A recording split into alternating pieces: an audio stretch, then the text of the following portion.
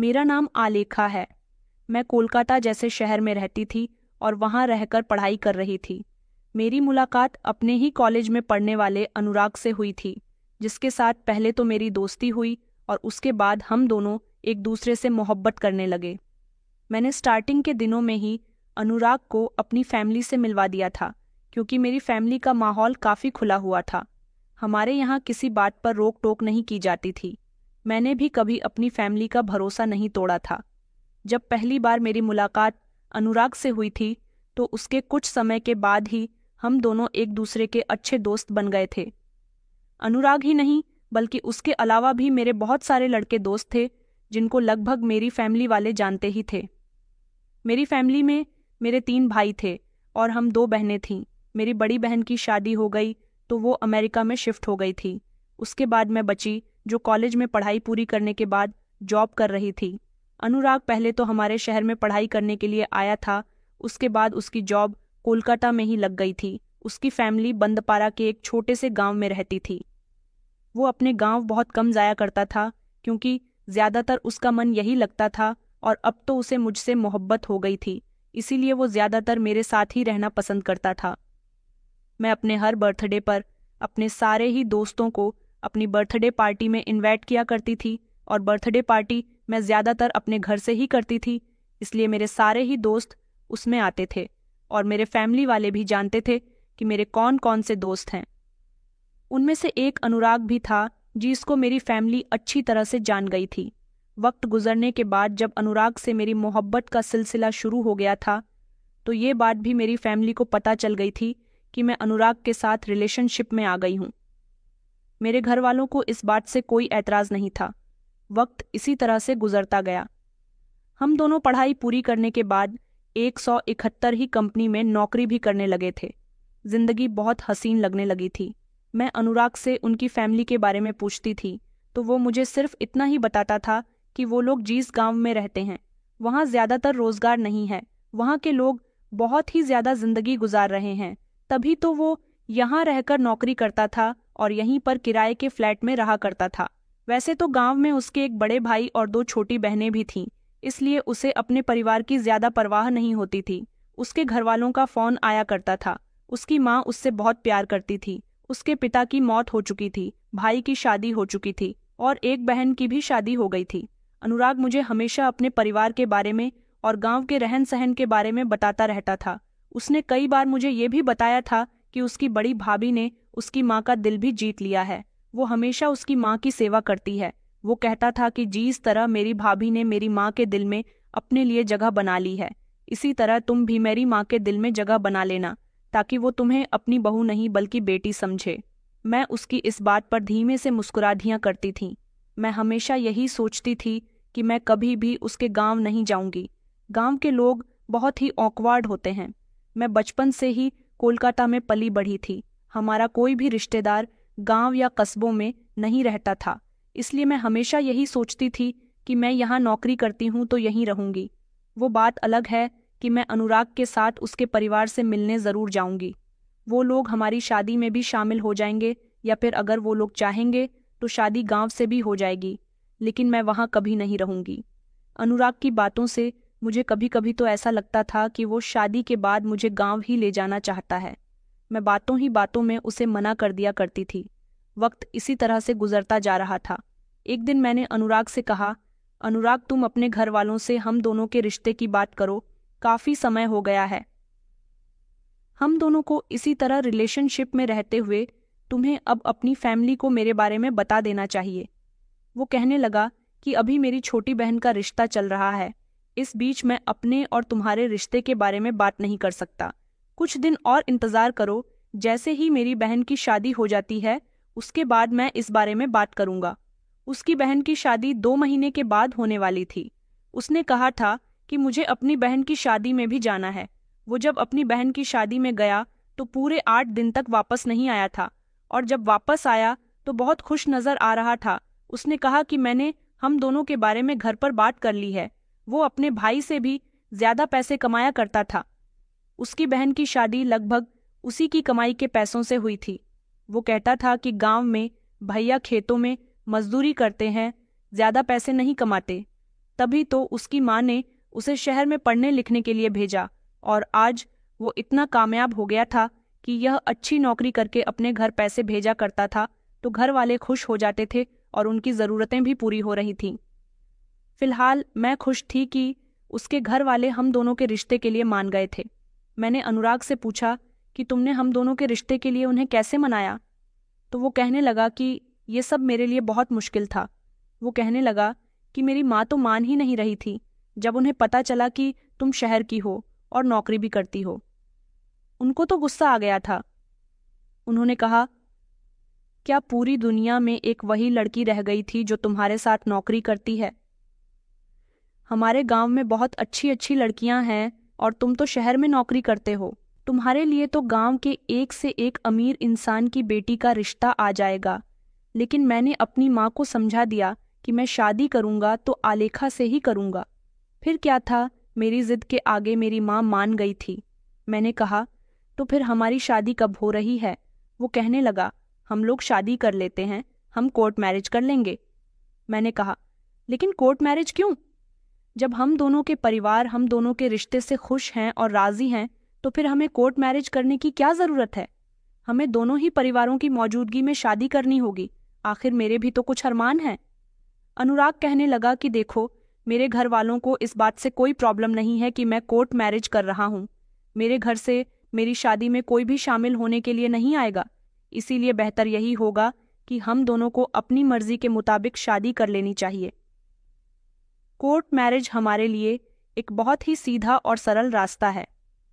मैंने कहा, मगर उसने कहा कि अब तुम खामोश हो जाओ, तुम्हें अगर मगर करने की कोई ज़रूरत नहीं है।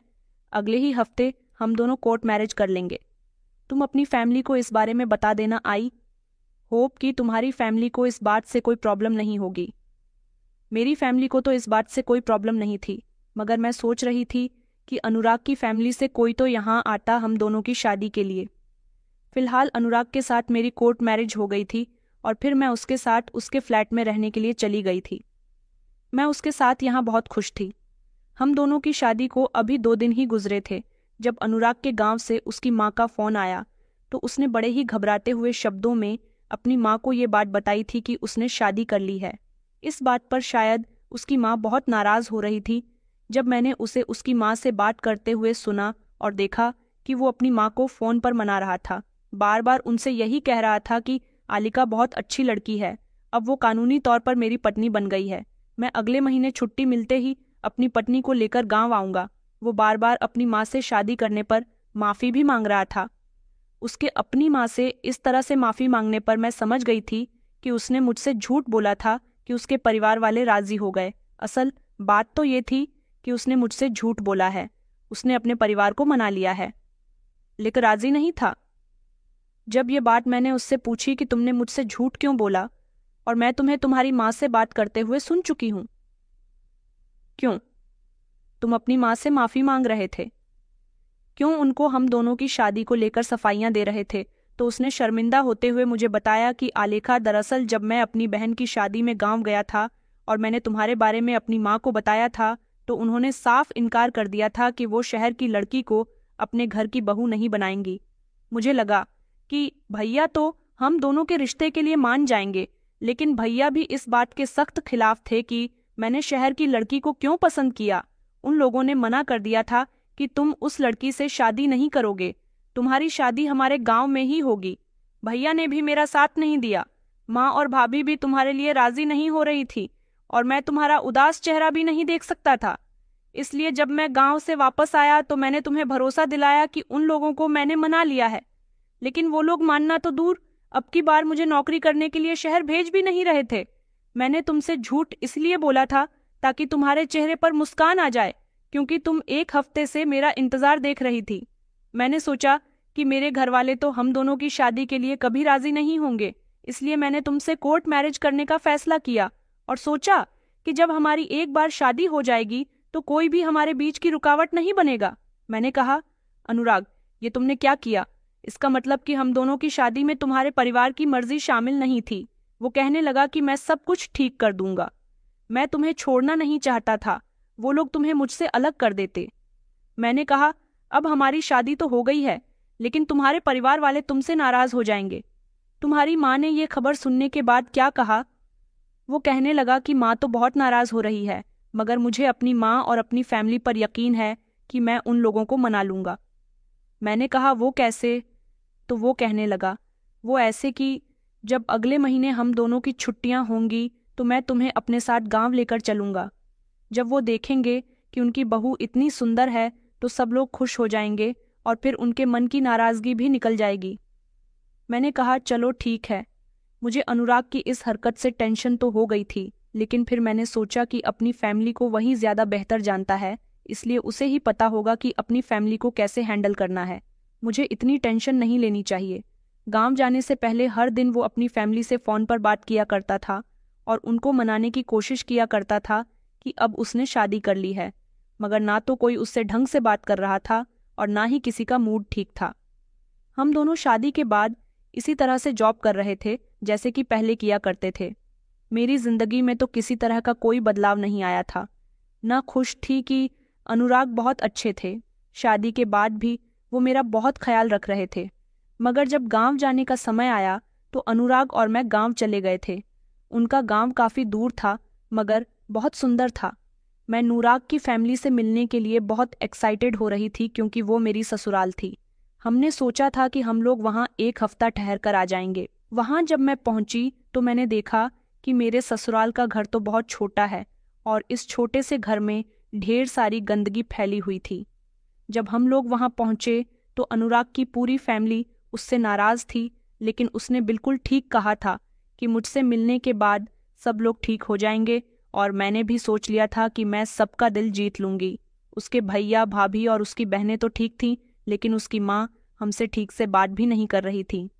अनुराग ने मुझे उनसे मिलवाया, मैंने उनका आशीर्वाद लिया तो उन्होंने मुझे आशीर्वाद भी नहीं दिया था। सुना था कि मेरे ससुराल में मेरी सास की ही बहुत चलती है। सब लोग उनसे डरते थे। अगर कोई नहीं डरता था तो वो था मेरा पति। मेरी सास ने घर में बहुत सारे जानवर पाल रखे थे, बकरियां, मुर्गियां और खरगोश भी। इन सारे जानवरों की वजह से घर में बहुत ही गंदगी फैली हुई थी। मैंने अपनी जेठानी को देखा जिनका पहनना उड़ना बहुत ही अजीब सा था। वो अपने देवर के सामने भी लंबा सा घूंघट करके आ रही थी। जैसे कि हम घर के अंदर दाखिल हो रहे थे तो अनुराग ने मुझसे भी कहा था कि तुम अपने सर पर दुपट्टा रख लो, माँ को ये सब पसंद नहीं है। और उसने मुझसे याद से कहा था कि वहाँ तुम्हें ज़्यादातर सिंपल सूट ही पहनने हैं। मैंने अनुराग की बात तो मान ली थी, लेकिन यहाँ उसके घर में काफ़ी कुछ बहुत अजीब था।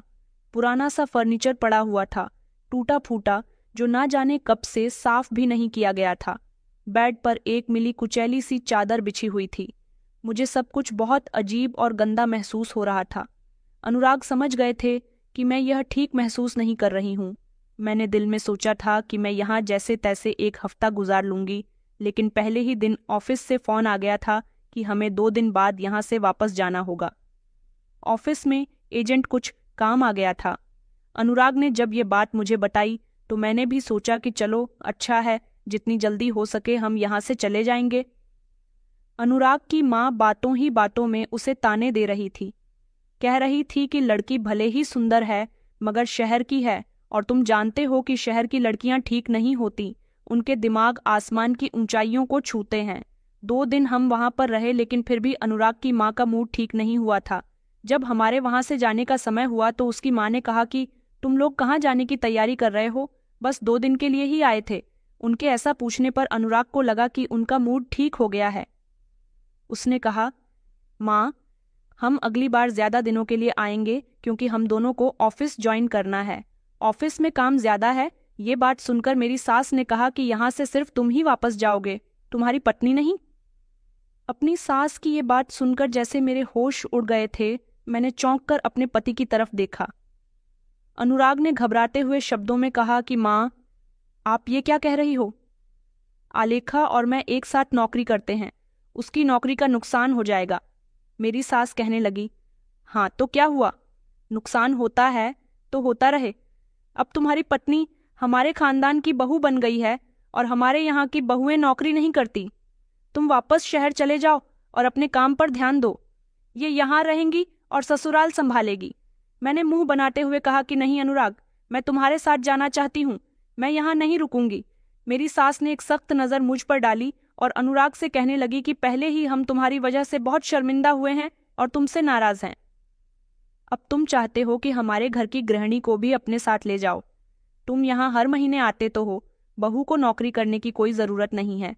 पहले भी जो पैसे तुम हमें भेजते रहे हो, उन पैसों से तुम्हारी पत्नी का भी गुजारा हो जाया करेगा। वैसे भी तुम्हारी पत्नी को अब उसूलों के हिसाब से यहीं रहना चाहिए। मुझे लगता था कि इस बात के लिए कभी भी अनुराग राजी नहीं होंगे, लेकिन जब अनुराग ने अपनी माँ से कहा कि ठीक है माँ, जैसा आप चाहती हो वैसा ही होगा, तो मुझे उन पर बहुत गुस्सा आया था। मैंने उसी समय कहा, अनुराग, ये क्या हरकत है? मैं तुम्हारे बिना यहाँ कैसे रह सकती हूँ? अनुराग ने मेरा हाथ पकड़ा और वो मुझे साइड में ले गया था। कहने लगा कि आलेखा, मेरी बात को समझने की कोशिश करो। माँ चाहती है कि तुम यहाँ रहो, कुछ समय की ही तो बात है। कुछ दिन अगर तुम यहाँ रहोगी, माँ की सेवा करोगी, उनका दिल जीत लोगी, तो वो तुम्हें अच्छा समझने लगेंगी और उसके बाद वो तुम्हें नौकरी करने की परमिशन भी दे देंगी। मैं अपनी माँ को बहुत अच्छे से जानता हूँ। वो दिल की बुरी नहीं है, मगर थोड़ी सख्त बिहेवियर की है। मैंने कहा, अनुराग। लेकिन मेरी बात पूरी हुए बिना ही अनुराग कहने लगा कि मेरी खातिर तुम इतना नहीं कर सकती। देखो, भाभी ने माँ का दिल जीत लिया है, तो माँ कैसे भाभी के आगे पीछे घूमती रहती है। इसी तरह तुम भी माँ का दिल जीत लोगी तो माँ तुमसे भी इम्प्रेसिव हो जाएगी और फिर तुम जैसा चाहोगी वैसा ही होगा। मेरी बात समझने की कोशिश करो। अब मैं अनुराग से और क्या कह सकती थी, इसलिए मैं खामोश रही और मैंने कहा कि अच्छा ठीक है, लेकिन तुम हर महीने मुझसे मिलने आते रहा करोगे? उसने कहा, हाँ हाँ, क्यों नहीं, बल्कि मैं तो 15 दिन में एक बार तुमसे मिलने के लिए ज़रूर आऊँगा। यहाँ तुम्हारा बहुत ख्याल रखा जाएगा। मुझे तो नहीं लगता था कि यहाँ मेरा ख्याल रखा जाने वाला है, क्योंकि जैसे घर की कंडीशन हो रही थी, उस हिसाब से मेरा मन कर रहा था कि मैं अभी यहाँ से निकलकर भाग जाऊं। अनुराग मुझे छोड़कर चले गए थे और अभी यहाँ मुझे रहना था। मुझे बिल्कुल भी नहीं पता था कि मुझे यहाँ पर इस तरह से रोक लिया जाएगा, वरना मैं कभी भी यहाँ नहीं आती। मैं यहाँ ज्यादा किसी को जानती भी नहीं थी और दूसरी तरफ मेरा साथ देने वाला यहाँ मेरा पति भी नहीं था। अनुराग जी इस समय यहाँ से जा रहे थे। अनुराग जी इस समय यहाँ से जा रहे थे। मेरी आंखों में आंसू थे। वैसे भी पति का जाना हर औरत के लिए एक मुश्किल वक्त होता है। अगले दिन सुबह जब मैं सोकर उठी तो घर की हालत और भी ज्यादा गंदी हो रही थी। अनुराग के बड़े भैया खेतों में काम करने के लिए चले गए थे। मेरी सास अपने कमरे से अभी तक बाहर नहीं निकली थी और जेठानी का भी कुछ यही हाल था। किचन में बर्तन भी इधर उधर पड़े थे। पूरे घर में बदबू फैली हुई थी। मैंने तो फौरन अपने मुंह पर हाथ लगा लिया। घर में किसी ने भी साफ सफाई नहीं की थी। मुझे लगा कि शायद अभी मेरी सास और जेठानी सो रही है, लेकिन थोड़ी देर के बाद मुझे मेरी सास के कमरे से जेठानी और सास के जोर जोर से हंसने की आवाज़ आ रही थी। इसका मतलब था कि वो दोनों एक साथ आपस में बातें कर रही थीं। मैं उनके पास गई और मैंने कहा कि माँ जी, घर की हालत कितनी गंदी हो रही है। ये आप लोगों ने घर की क्या हालत बनाई हुई है? मेरी सास ने उसी समय कहा, अगर तुझे घर की फिक्र ज्यादा हो रही है तो घर के सारे काम तू ही कर ले। मेरी जेठानी इस बात पर कहने लगी कि हाँ मैडम, अब तुम ही घर के काम करोगी। अब तुम इस घर की बहू हो, हम लोग आराम से यहाँ राज करेंगे। वैसे भी तुम वहाँ नौकरी करने के लिए जाती थी ना? हम तो तुमसे नौकरी भी नहीं करवा रहे, बस घर के काम ही कर लो, इतना ही काम है तुम्हारे लिए। मैं उनके ऐसे बिहेवियर पर हैरान रह गई थी। मैंने कहा, घर की हालत तो बहुत खराब हो रही है, आप लोग मेरे साथ मिलकर काम करवा सकती हो। मैं अकेली इतने गंदे घर को साफ कैसे करूंगी? मेरी सास ने कहा, वैसे ही जैसे सब करते हैं। इस गंदगी से शायद इन लोगों पर कोई फर्क नहीं पड़ता था, इसलिए मैं खुद ही उठी और घर की साफ सफाई करने में जुट गई। लेकिन मैं बहुत परेशान हो रही थी। घर में इधर उधर मुर्गियां टहल रही थीं। मैं जिधर से सफाई करती वो उधर ही जाकर गंदगी फैला दिया करती थी। घर में चारों तरफ बदबू आ रही थी। एक खरगोश था जो बार बार मुझ पर कूदकर आ रहा था। मैं उससे भी बहुत परेशान हो रही थी और जोर जोर से चीख रही थी। मुझे जानवर उसे इस तरह परेशान होते हुए देखकर मेरी जेठानी और सास मुझ पर जोर जोर से हंसने लगी और इस तरह घर का सारा काम मुझ पर पड़ गया था। मैं घर में गंदगी देखती तो मुझे उसे साफ करने का मन करता था, क्योंकि मैं यहाँ रह रही थी। मैं हर तरह से अपनी सास का दिल जीतने की कोशिश कर रही थी, उनके साथ अच्छा बर्ताव कर रही थी, ताकि वो कुछ दिनों के बाद मुझे बहू का दर्जा देने लगे। मुझे यहाँ से जाने दे मेरे पति के साथ। लेकिन यहाँ दिन ब दिन मेरी जेठानी और सास का बर्ताव तो मेरे लिए वैसा का वैसा ही था। वो लोग आपस में एक रहती थीं। मुझसे मेरा मोबाइल भी छीन लिया गया था। सास हमेशा मेरे पति से मेरे ही मोबाइल से फ़ोन किया करती थी और उनसे कहती थी कि तुम्हारी पत्नी यहाँ बहुत खुश है और उसका वहाँ आने का मन नहीं करता। इस बात से अनुराग बेफिक्र हो जाते थे। मैं उनसे जिद करती कि एक बार तो अनुराग से मेरी बात करवा दीजिए, तो वो अनुराग से मेरी बात अपनी निगरानी में ही करवाया करती थी। कहती कि तुम अपने पति को यही बताओगी कि तुम्हारा यहाँ बहुत मन लग रहा है, तभी मैं तुम्हें माफ़ करूँगी, क्योंकि तुम्हारी वजह से ही मेरा बेटा मेरी मर्जी के खिलाफ तुमसे शादी कर पाया है। मेरे जेठ भी हमेशा मुझ पर नज़र रखते थे, इस तरह की नज़र जैसे कोई गुंडा किसी लड़की पर रखता है। मुझे ना तो गांव का माहौल अच्छा लगा था और ना ही अपने ससुराल वालों का। मैं बड़ी मुश्किलों से यहाँ दिन गुजार रही थी। ऐसा लगता था जैसे मुझे कैद कर दिया गया है। यहाँ के लोगों के तौर तरीके भी बहुत अलग थे। मुझे तो इन लोगों के हाथ का खाना खाते हुए भी घिन महसूस होती थी। खाना ज़्यादातर गंदगी की जगह पर और गंदे बर्तनों में बनाया जाता था। मैं अनुरागव के आने का इंतज़ार कर रही थी कि कब वो आएगा और मुझे यहाँ से ले जाएगा। यहाँ मेरा रहना दिन ब दिन दुश्वार होता जा रहा था। यहाँ घर का काम करते करते दिन ब दिन मेरा शरीर दुबला पतला होता जा रहा था। मेरे शरीर में बिल्कुल भी ताकत नहीं बची थी। मैं भले ही जॉब करती थी, लेकिन घर के काम मैंने कभी नहीं किए थे। यहाँ मुझे हर तरह का काम करना पड़ रहा था। अपनी सास को खुश करने के लिए मैं सारा दिन घर का काम करती, घर में झाड़ू बर्तन करती, कपड़े धोती और सबके लिए खाना भी बनाया करती थी। जिस दिन मैं खाना नहीं बनाती, उस दिन मेरी सास ये जेठानी खाना बड़ी गंदगी के साथ बनाया करती थी। वो जिन हाथों से खाना बनाती थी, उन्हीं हाथों से बार बार जानवरों को पकड़ती रहती थी और हाथ भी नहीं धोती थी। 15 दिन गुजर गए थे, लेकिन अभी तक अनुराग नहीं आए थे। मेरा मोबाइल भी मेरे पास नहीं था। मैंने कई बार अपनी सास से मोबाइल मांगा, मगर उन्होंने कह दिया कि हमारे यहाँ की बहुएं मोबाइल का इस्तेमाल नहीं करती। तुम अपने शहर के सारे तौर तरीके भूल जाओ। जैसे शहर में रहती थीं, वैसे यहाँ रहना नामुमकिन है। यहाँ तो मेरे हिसाब से ही रहोगी। मैं हर मुमकिन कोशिश कर रही थी कि मेरी सास मुझसे खुश हो जाए, लेकिन वो तो खुश होती ही नहीं थी। अनुराग का न आना मुझे बहुत बेचैन कर रहा था। यहाँ गर्मी भी बहुत थी, बिजली भी हिसाब से ही आया करती थी। गर्मी ने मेरा बुरा हाल कर दिया था, जिसकी वजह से मेरा बार बार ब्लड प्रेशर लो हो रहा था। इस घर में हर तरह से मुझे सताया जा रहा था। ये बात मैं अनुराग से किस तरह करूं, मेरी समझ नहीं आ रही थी। अब मैं यहाँ के हालात से तंग आ गई थी और अकेले में बहुत रोती थी। मुझे नहीं पता था कि अनुराग यहाँ मुझे हालात से लड़ने के लिए अकेला छोड़ जाएगा। इस घर में मैं ऐसे हालात से गुजर रही थी जिनके बारे में शायद मैं आपको बता भी नहीं सकती। मैं यहाँ पैसों के मामले में भी मोहताज हो गई थी। मेरी तबीयत ठीक नहीं थी, मुझे डॉक्टर के इलाज की ज़रूरत थी, लेकिन मेरी सास मुझे डॉक्टर के पास लेकर नहीं गई। उन्होंने कहा कि शहर की लड़कियां कमज़ोर होती हैं, बात बात पर बीमार होकर दिखाती हैं। अब तुम गांव में रहती हो तो गांव के लोगों की तरह मजबूत होकर रहना सीखो। बीमार रहोगी तो मजबूत हो जाओगी, और अगर तुम्हें जल्द ही दवाई दिलवा दी गई तो आगे तुम छोटी से छोटी बात पर दवाई ही लाती रहोगी। यह घर बहुत गंदा रहता था। यहाँ खाने पीने की चीज़ें भी ठीक नहीं थीं। मेरे साथ यहाँ पर हर कोई बदतमीजी से पेश आता था, लेकिन वह हर बात को खामोशी से बर्दाश्त कर लिया करती थी। बस यही सोचती थी कि जैसे ही अनुराग आएंगे, मैं उनके साथ यहाँ से चली जाऊंगी। कुछ दिनों बाद मुझे पता चला कि अनुराग को यहाँ आने से मेरी सास ने रोक लिया है। उनका कहना है कि तुम्हारी पत्नी यहाँ खुश है, अब तुम आराम से 2-3 महीने पैसे कमा लो, उसके बाद यहाँ पर आ जाना। यहाँ सब कुछ बिल्कुल ठीक है। मैं अपना दुख किसी से शेयर नहीं कर सकती थी। मेरी जिंदगी में इतने बदलाव आ गए थे कि अब सुकून और खुशी मुझे एक सपना सा लगने लगी थी। ये हकीकत कि अनुराग का परिवार इतना खतरनाक है, ये मैं नहीं जानती थी। मैं ज़्यादातर अपने आप को कमरे में बंद ही रखती थी, क्योंकि उसके भैया हमेशा मुझे अजीब अजीब सी नज़रों से घूरते रहते थे। इस घर में मुझे घूंघट डालकर रहना पड़ता था। मैं अपनी किस्मत पर रोया करती थी कि मैं कहाँ फंस गई हूँ। मैं यहाँ से भाग भी नहीं सकती थी, क्योंकि मैं यही चाहती थी कि मेरे ससुराल वाले मुझसे इम्प्रेस हो जाए, तो ही ज्यादा बेहतर रहेगा। अब तो मुझे यहाँ खाने पीने के लिए भी कुछ नहीं दिया जाता था, क्योंकि मैंने कमरे से निकलना बंद कर दिया था। मेरी तबीयत ठीक नहीं रहती थी।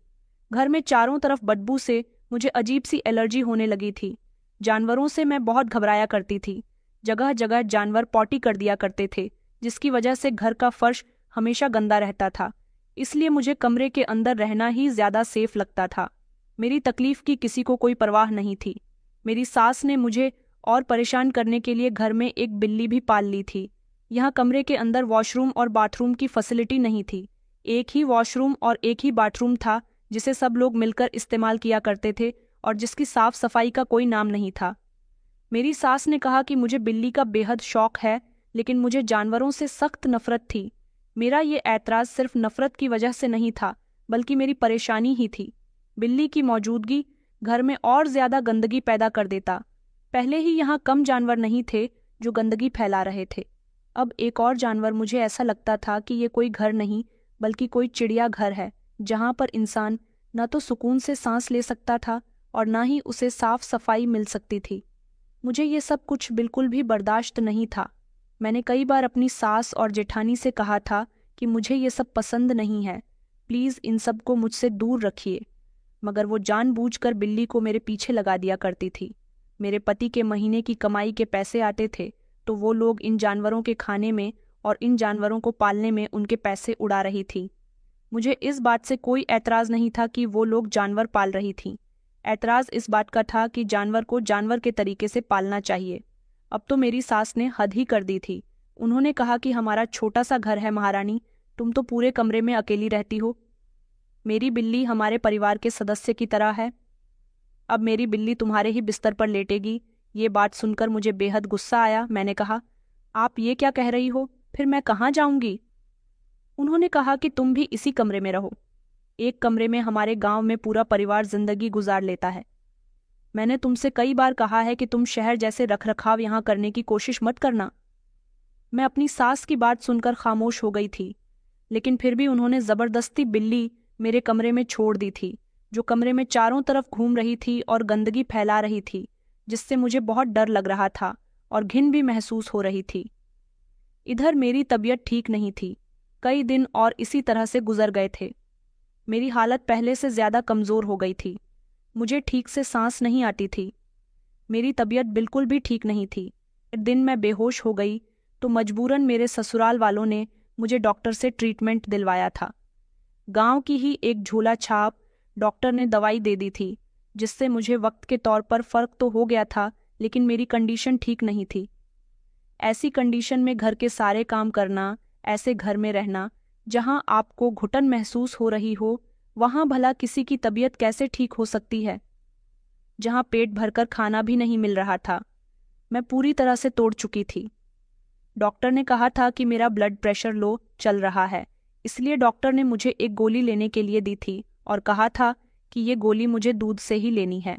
अगर मैं इसे पानी से लेती तो मेरी तबीयत और ज़्यादा बिगड़ जाती और शुगर लेवल भी बढ़ जाता। एक बार पानी के साथ मैंने ये गोली ले ली थी तो मेरी तबीयत बहुत ज़्यादा ख़राब हो गई थी, जिसके बाद मुझे बहुत गर्मी लग रही थी और तबीयत इतनी ख़राब हो गई थी कि मैं बिस्तर से उठ नहीं सकी थी। मैं ये जानती थी कि यहाँ ना तो मेरी कोई फिक्र करने वाला है और ना ही मेरे बारे में कोई पूछताछ करने वाला है, इसलिए मुझे खुद ही अपना ख्याल रखना होगा। यहाँ पर तो राशन की भी बहुत कमी थी। मैंने एक दिन अपनी सास से कहा कि डॉक्टर की दी हुई दवाई लेने के लिए मुझे दूध का इस्तेमाल करना होगा। डॉक्टर ने बोला है कि ये दवाई दूध से ही लेनी है। आप प्लीज़ मुझे 1 कप दूध दे दीजिए। इस बात पर मेरी सास और जेठानी लड़ने लगी। कहने लगी कि हमारे यहाँ दूध सिर्फ चाय बनाने के ही काम आता है, यहाँ इतने पैसे नहीं आते कि तुम्हें दूध दिया जाए। दवाई खानी है तो खा लो, वरना रहने दो। दवाई नहीं खाओगी तो मर नहीं जाओगी। ये लोग मुझे दूध नहीं दे रहे थे, लेकिन घर में जो बिल्ली थी उसके लिए दिन में 2 टाइम कटोरा भरकर दूध रखा जाता था। मैं रो रोकर अपनी सास और जेठानी से रिक्वेस्ट कर रही थी, लेकिन फिर भी उन लोगों पर कोई असर नहीं हो रहा था। बिल्ली भी मेरे कमरे में ही रहने लगी थी। वो मेरा बिस्तर ज़्यादा पसंद करती थी, इसलिए टहलने के बाद आराम करने के लिए बिस्तर पर बैठ जाती थी, जबकि मैं बिल्ली के डर से ज़्यादातर ज़मीन पर बैठी रहती थी। मैं फूट फूट कर रो रही थी, लेकिन मेरे आंसू देखने वाला यहाँ कोई भी नहीं था। मेरी कुछ समझ नहीं आ रहा था कि मैं क्या करूं। मुझे दवाई लेनी थी। मैं कमरे में बैठी हुई थी और अपनी परेशानी में गुम थी कि अचानक मैंने देखा कि मेरी जेठानी बिल्ली के लिए कटोरे में दूध लेकर आई थी। वह बिल्ली के साथ खूब हंसकर बातें कर रही थी, उसके साथ खेल रही थी, और मुझे इस बात का अफसोस हो रहा था कि न जाने ये लोग मुझसे किस बात का बदला ले रहे थे। इस बात का कि मैं अनुराग की पसंद थी और शहर की रहने वाली थी, तो फिर ये लोग अपने बेटे का बदला मुझसे क्यों ले रहे हैं। हम दोनों ने कोर्ट मैरिज की थी और इन लोगों को मनाने के लिए ही अनुराग मुझे यहाँ छोड़कर चला गया था। फिर भी मुझे इतनी बड़ी सजा क्यों दी जा रही है। मैंने देख लिया था कि घर में दूध की कोई कमी नहीं है। मेरी सास और जेठानी के दिल में मेरे लिए जरा भी रहम नहीं था, ये देखकर भी कि मुझ पर बहुत बुरी सिचुएशन थी। थोड़ी देर बाद मेरी जेठानी बिल्ली के आगे कटोरा रखकर वहां से चली गई थी। बिल्ली को जितना दूध पीना था उसने पी लिया था। मेरी तबीयत खराब हो रही थी। मैं जानती थी कि अगर मैंने ये दवाई ना खाई तो मेरी तबीयत और बिगड़ जाएगी। मजबूरी की वजह से मैं बिल्ली के बर्तन के पास गई और वो उठाकर मैंने उस दूध से दवाई खा ली थी। उस समय मेरी आंखों से आंसू नहीं रुक रहे थे। मैं एक ऐसी इंसान थी जिसके माता पिता ने भी कभी मुझे किसी तरह की कोई कमी नहीं होने दी थी। आज यहाँ अपनी ससुराल में मुझे कैसे दिन देखने पड़ रहे थे। मेरे दिल में दर्द था और मैं खुद को अकेला महसूस कर रही थी। मैं ऊपर वाले से बस यही प्रार्थना कर रही थी कि जल्द से जल्द अनुराग यहाँ से मुझे ले जाए। मैं यहाँ और नहीं रुकना चाहती। मुझे यहाँ रहते रहते 2 महीने गुजर गए थे। अब मैं हर रोज अपने ब्लड प्रेशर की दवाई कुछ इसी तरह से खा रही थी। खामोशी से मैं बिल्ली के बचे हुए दूध से दवाई खा लिया करती थी, लेकिन मुझे एक अजीब सी बेचैनी महसूस होती थी। मुझे सांस बहुत मुश्किल से आ रही थी। ऐसा लगता था जैसे मेरा दम घुट रहा है। कभी कभी तो मुझे इतनी घुटन महसूस होती थी कि मेरा मन करता था कि मैं घर से बाहर भाग जाऊं, लेकिन यहाँ तो औरतों को कैद में रखा जाता था। औरत सर पर पल्लू किए बिना घर से नहीं निकल सकती थी। मैं ऊपर वाले से बार बार यही प्रार्थना कर रही थी कि प्लीज़ वो मुझे ऐसी मुसीबत से निकाल दे, लेकिन अब वह वक्त आ गया था जब मेरी बर्दाश्त खत्म होने लगी थी। एक रात मैं जमीन पर लेटकर सो गई थी जब बिल्ली ने अचानक मुझ पर हमला कर दिया। अचानक मेरी आंख खुली तो बिल्ली ने अपने पंजों से मुझे नोचना शुरू कर दिया। मैं जोर जोर से चिल्ला रही थी। मैं कमरे से भागने की कोशिश कर रही थी, लेकिन मैं जिधर भाग कर जाती बिल्ली मेरे पीछे पीछे भाग रही थी। बिल्ली ने मेरे ऊपर छलांग मारकर मेरी गर्दन पर अपने पंजे मार दिए थे, यहाँ तक कि मेरे चेहरे पर भी मार दिए थे। मुझे बहुत तकलीफ हो रही थी। मैं चिल्ला रही थी। रात के समय घर में एक अजीब सा हंगामा मच गया था। मेरी गर्दन से खून बहने लगा था। मेरे पति के भैया जब ये शोर सुनकर आए तो उन्होंने जल्दी से बिल्ली को पकड़ लिया और उसे कमरे के अंदर बंद कर दिया। लेकिन जब तक देर हो चुकी थी, घर के सारे ही लोग जाग गए थे। मैं काफी हद तक जख्मी हो गई थी और बेहोश हो गई। मुझे जल्द से जल्द अस्पताल ले जाया गया। मुझे बेहोशी की हालत में भी अनुराग की बहुत याद आ रही थी। मुझे ऐसा लगता था जैसे अब मैं जिंदा नहीं बचूंगी। डॉक्टर ने मेरी गर्दन पर पट्टी बांधी। मैं काफी समय तक बेहोश रही थी, लेकिन जब होश में आई तो ऊपर वाले ने मेरी सारी प्रार्थनाओं को कबूल कर लिया था। मेरी आंख खुली तो मैंने देखा कि मेरे बिस्तर के बराबर में ही अनुराग बैठे हुए थे। मैंने जैसे ही आंखें खोलकर देखा तो मुझे विश्वास नहीं हुआ कि ये अनुराग है, इसलिए मैंने अपनी आंखें बंद कर लीं। लेकिन जब उन्होंने मुझे मेरा नाम लेकर पुकारा और कहा कि तुम कैसी हो, तब मुझे यकीन हुआ था कि अनुराग वापस आ गए हैं। मैं उनको देखकर फूट फूट कर रोने लगी। उन्होंने कहा कि तुम रो क्यों रही हो, तुम्हारे साथ ये सब क्यों और कैसे हुआ। मैंने कहा, अनुराग, मैं तुम्हारे साथ जाना चाहती हूँ। मुझे तुम्हारे घर में नहीं रहना। तुम्हारी माँ, भाभी और तुम्हारे भैया, ये लोग बिल्कुल भी अच्छे नहीं हैं। उन्होंने मेरे साथ बहुत बुरा सुलूक किया। अनुराग कहने लगे कि मैं जानता हूँ कि तुम पर बिल्ली ने हमला किया था, और डॉक्टर ने मुझे ये भी बता दिया है कि तुम्हें ब्लड प्रेशर की बीमारी के साथ साथ सांस की बीमारी भी हो गई है, जो कि मेरी माँ की बिल्ली पालने की वजह से हुई है। मुझे माफ़ कर दो आलेखा, मैंने माँ से कई बार मना किया था कि वो जानवर पालने का शौक खत्म करते, लेकिन मुझे ये नहीं पता था कि उनका ये शौक एक दिन तुम्हारे लिए जानलेवा बन जाएगा। मैंने कहा, अनुराग, उन्होंने सिर्फ मुझे जानवरों के साथ ही परेशान नहीं किया, बल्कि उन्होंने मेरे साथ बहुत बुरा बर्ताव किया। मैं कभी तुम्हारे परिवार के साथ नहीं रहूंगी। तुम्हारे परिवार वाले बहुत बुरे हैं, उन्होंने मुझे तुमसे दूर कर दिया, मुझे अपने साथ इसीलिए रखा ताकि मैं इनसे तंग आकर इन्हें छोड़कर चली जाऊं। मगर मैं उनके साथ हमेशा रही, यही सोचकर कि मैं उनके दिल में जगह बना लूंगी और फिर सब कुछ ठीक हो जाएगा, मगर कुछ भी ठीक नहीं हो सका। तुम्हारे घर वालों ने मुझे बहुत तंग किया। तुम्हारे घर वालों बहुत बुरे लोग हैं। मेरी बात सुनकर अनुराग की आंखों में आंसू आ गए। उसने मुझसे माफ़ी मांगी और कहने लगा कि मैं बहुत शर्मिंदा हूँ अपने परिवार की तरफ से। मुझे नहीं पता था कि यहाँ तुम्हारे साथ ये सब कुछ हो रहा है। माँ मुझसे जब भी फ़ोन पर बात किया करती थी, यही कहती थी कि तुम बिल्कुल ठीक हो और यहाँ बहुत खुश हो, बल्कि तुम इतने खुश हो कि खुशी की वजह से तुम्हारे पास मुझसे बात करने का भी समय नहीं है। ऑफिस में काम बहुत ज़्यादा था। मैंने सोचा कि मैं प्रोजेक्ट पूरा होने के बाद ही छुट्टियां लेकर घर आ जाऊंगा, जब सब कुछ ठीक है, तो इसीलिए मुझे तुम्हारी ज़्यादा फिक्र नहीं हुई। मगर मुझे ये नहीं पता था कि घर में तुम्हारे साथ ये सब कुछ हो रहा है। वो बहुत ही शर्मिंदा हो रहा था और मुझसे माफ़ी मांग रहा था। उसने कहा कि तुम तो बिल्कुल ठीक थी और सेहतमंद थी, लेकिन मेरे घर वालों ने तुम्हारी सेहत भी बिगाड़ दी और तुम्हें बीमारियों में डाल दिया। डॉक्टर ने मुझे सब कुछ बता दिया है। अनुराग को अपने परिवार वालों पर बेहद गुस्सा आ रहा था और अनुराग ने फैसला किया था कि अब जब मैं ठीक हो जाऊंगी तो वो मुझे अपने घर गांव नहीं लेकर जाएगा, बल्कि हमारे घर शहर लेकर चला जाएगा। उसने मेरे ठीक होने के बाद अपने भैया, भाभी और माँ से सारे संबंध खत्म करने का फैसला कर लिया था। उन लोगों ने बताया कि हम तुम्हारी पत्नी को इसीलिए तंग कर रहे थे क्योंकि इसने तुम्हें अपने प्यार के जाल में फंसाया और तुमसे शहर में शादी कर ली। अनुराग ने उनको बताया कि इसने मुझसे शादी नहीं की, बल्कि मैंने ही इससे शादी की थी, क्योंकि मैं इसके बिना नहीं रह सकता था और आप लोग नहीं चाहते थे कि मैं शहर की लड़की से शादी करूं। मगर यहाँ रहते हुए आप लोगों ने मेरी पत्नी के साथ जो किया वो बिल्कुल भी ठीक नहीं है। मैं चाहूँ तो आपको सज़ा दिलवा सकता हूँ, लेकिन आप मेरा परिवार हो, मैं आप लोगों से कोई संबंध नहीं रखूंगा। मेरी सास, जेठ और जेठानी को इस बात से बहुत बड़ा सदमा पहुंचा था, क्योंकि मेरा पति शहर जाकर बहुत सारे पैसे कमाया करता था। उन्होंने मेरे पति को रोकने की बहुत कोशिश की, लेकिन मेरे पति के सामने अपने परिवार वालों की हकीकत खुलकर आ गई थी। इसलिए वो मुझे लेकर शहर आ गए और उन्होंने मुझसे वादा किया कि अब वो मुझे कभी अकेला नहीं छोड़ेंगे।